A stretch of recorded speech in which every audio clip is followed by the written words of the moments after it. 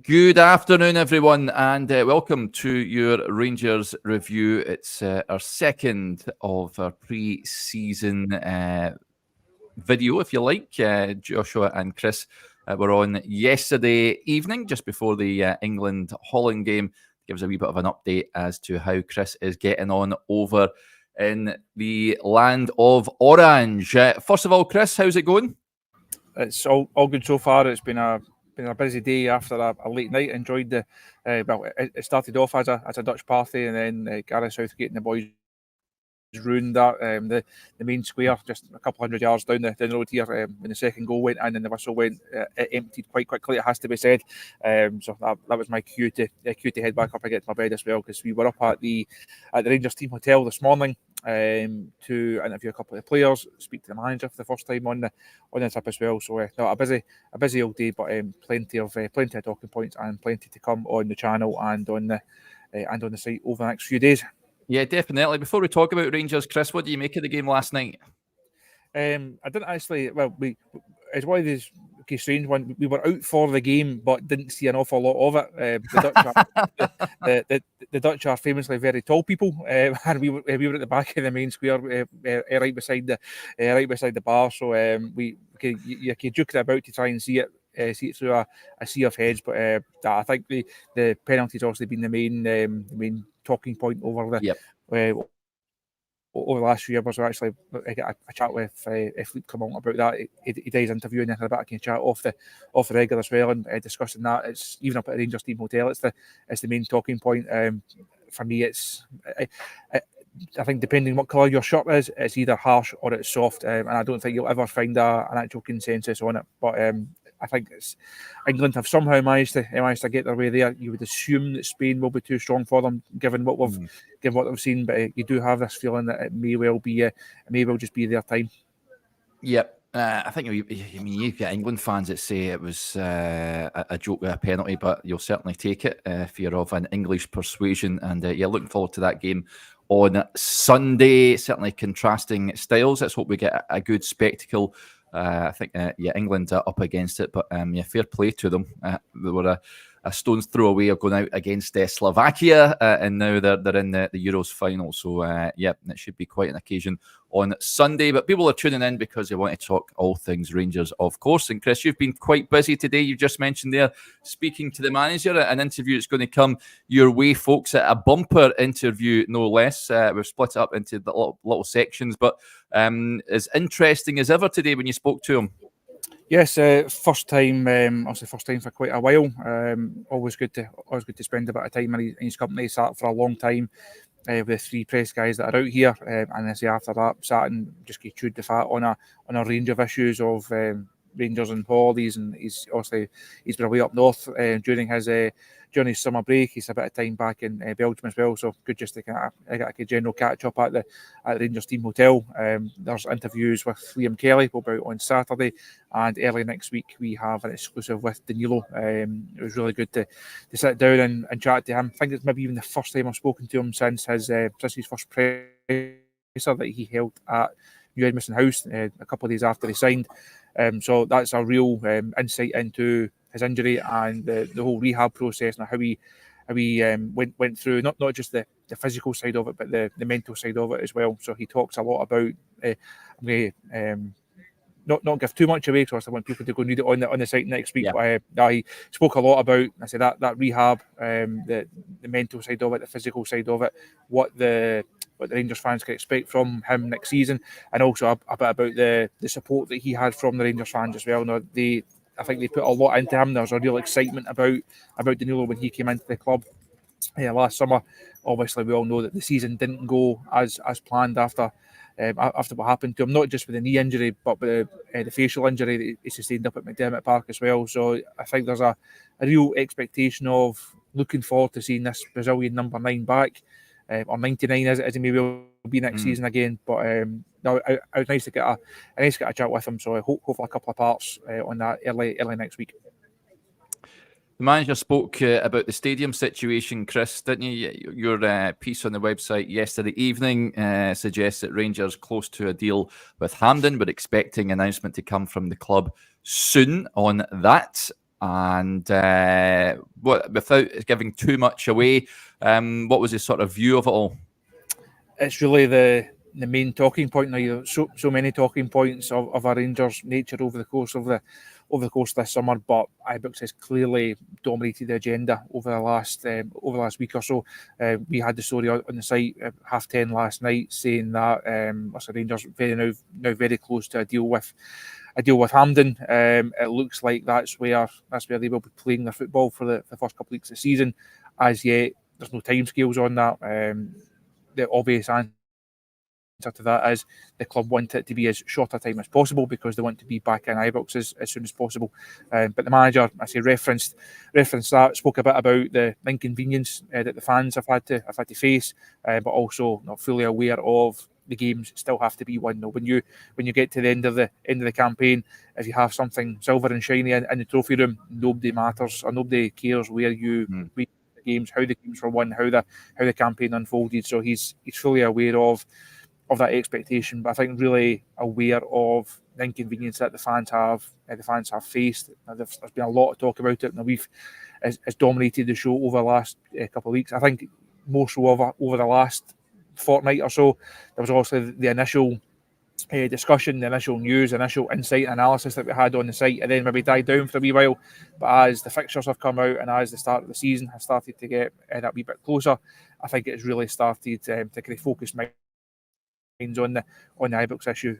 As I say, we had the story on the site last night with the Hampden update.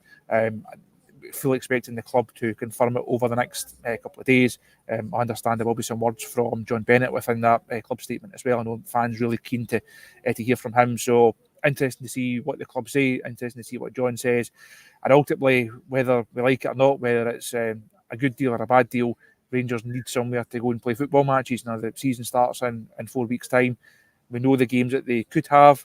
We hope there's actually a number of games there, because if there's only one Champions League game, then obviously the Champions League has not gone well. So Rangers had to just find somewhere. They had to do this deal.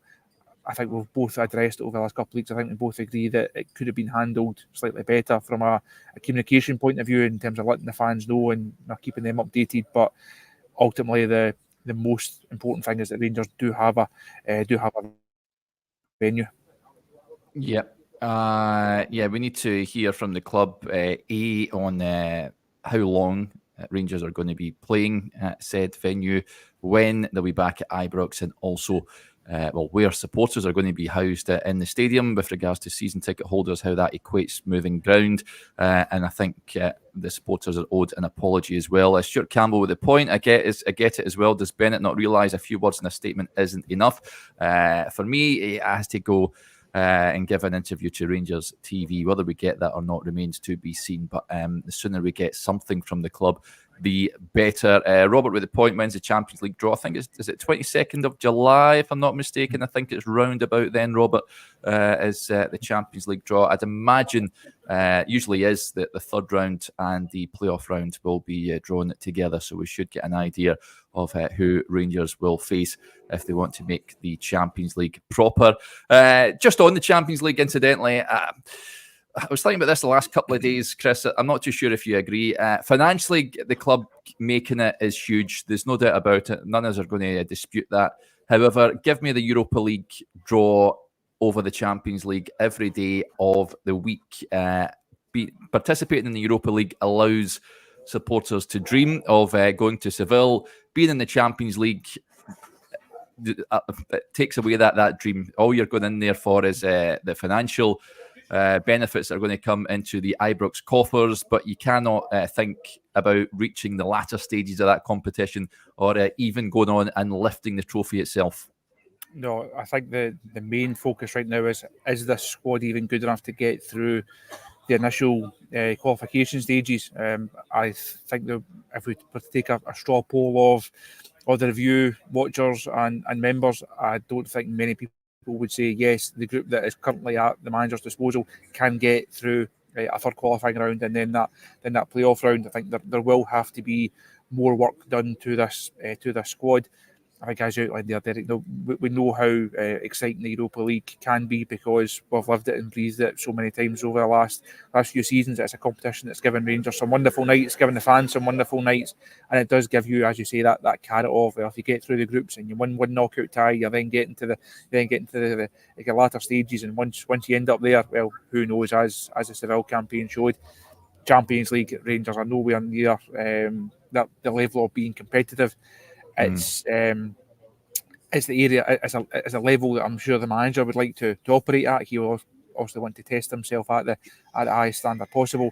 The players will say the same thing. The board will obviously mention the financial aspect of it, but I think from a fan perspective, for me, the Europa League is the more enjoyable competition. But by the time these games come around, as I say, draw made in a couple of weeks. By the time these games come around, we know that everyone will be going into them and be delighted if Rangers win them. And if they don't win them, the inquest will start all over again. Yeah, absolutely. Lots of comments coming in.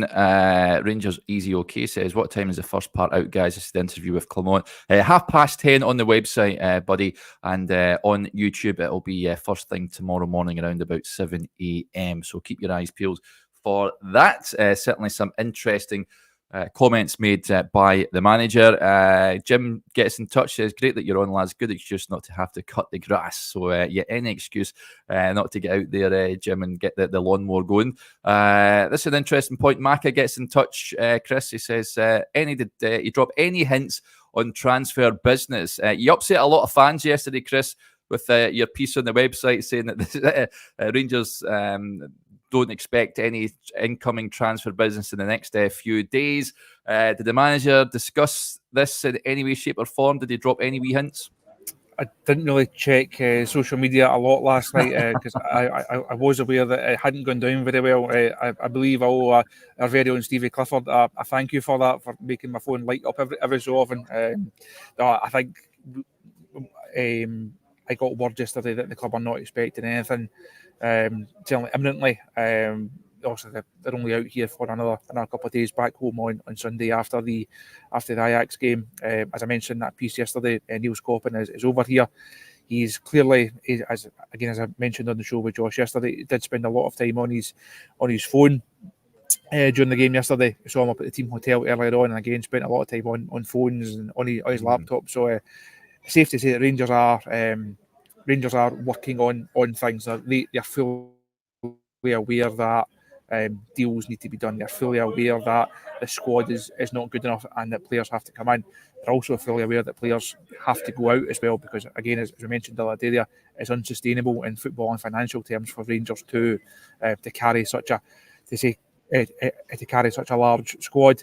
Both of those aspects of it have to be addressed. There was no names in the manager's interview in terms of guys that he's looking to bring in. It has gone a wee bit quiet in terms of the rumours, which from our point of view is not good for business. We do like a good rumour that we can get our teeth into and go into a bit of content on. But it has gone just a wee bit quiet over the last days. But I'm sure the club are fully aware that deals need to be done both in and out over the next couple of days to try and give the manager as much of a helping hand heading into start the Premiership campaign, those European games that we've spoken about. So that's a defining few weeks.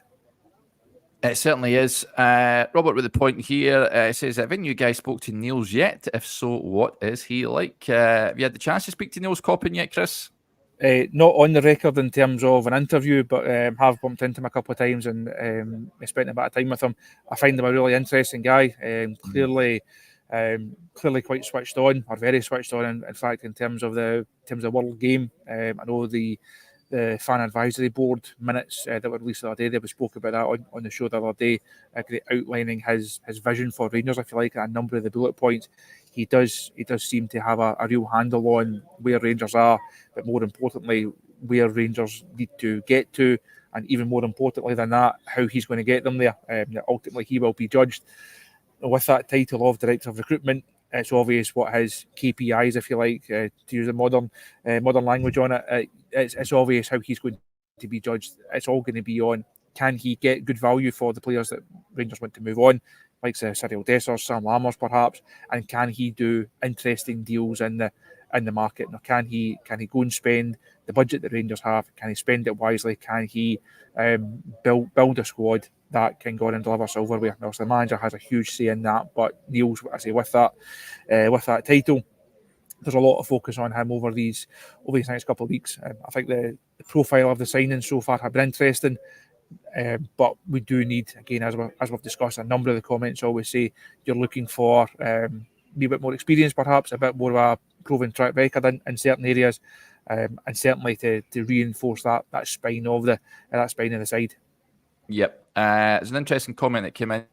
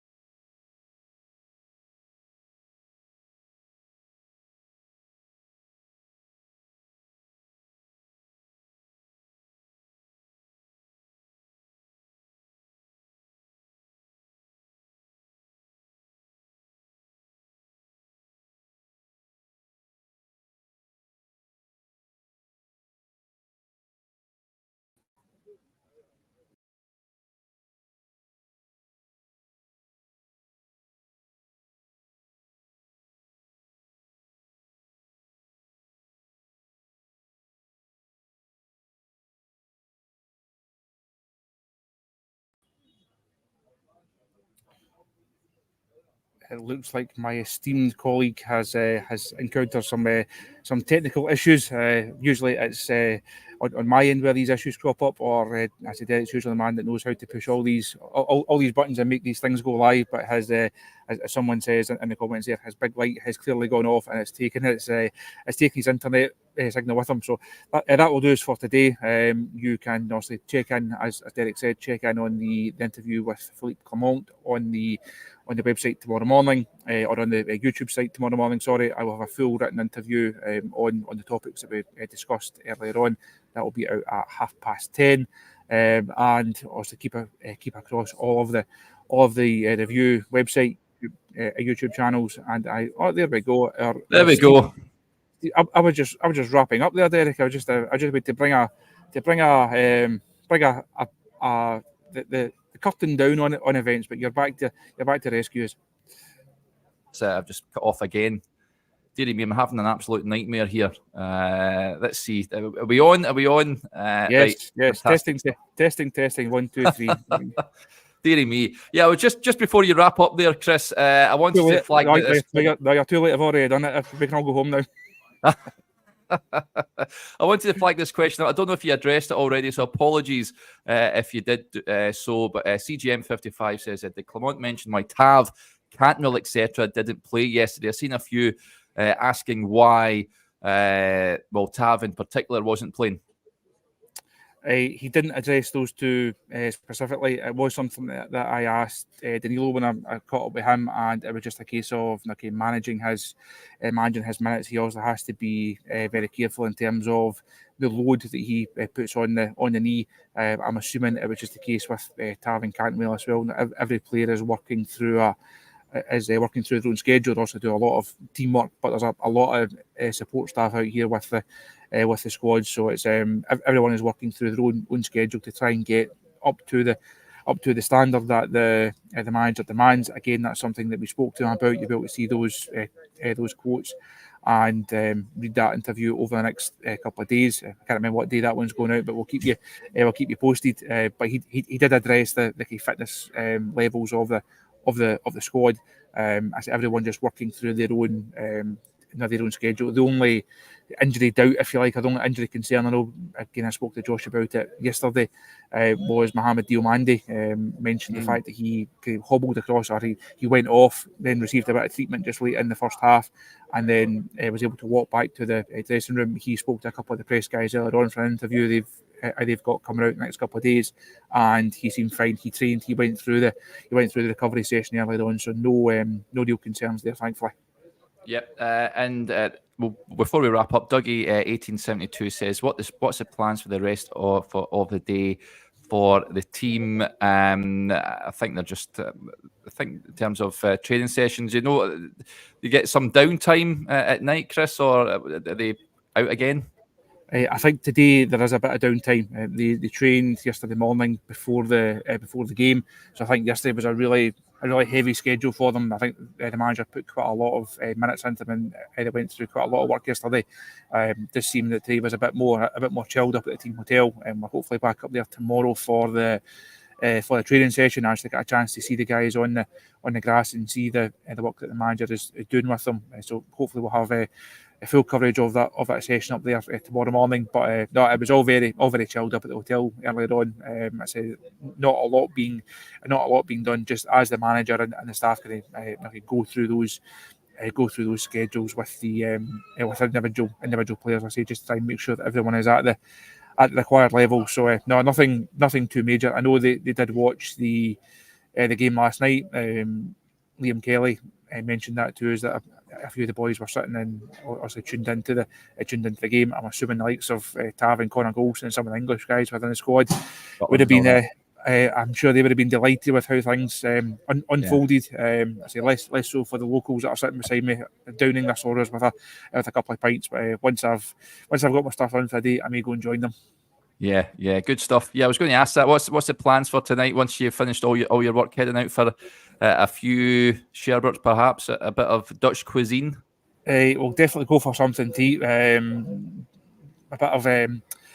Definitely go for something to eat. Maybe go for a beer as well. It's been a long, busy day. We're actually up at the training ground tomorrow, and then a bit of work to do, and then we're driving further up north ahead of the game on Saturday. So a busy day of working and travelling tomorrow. So I don't think nothing too daft. I'll be keeping a sensible head on it as always. Good stuff, ever the professional, and thanks again for stepping up whilst my Wi-Fi died a death. So thanks for that, and thank you to each and every one of you for tuning in to our second pre-season afternoon briefing. Thank you for that, folks. We will be back for another pre-season afternoon briefing tomorrow at some point.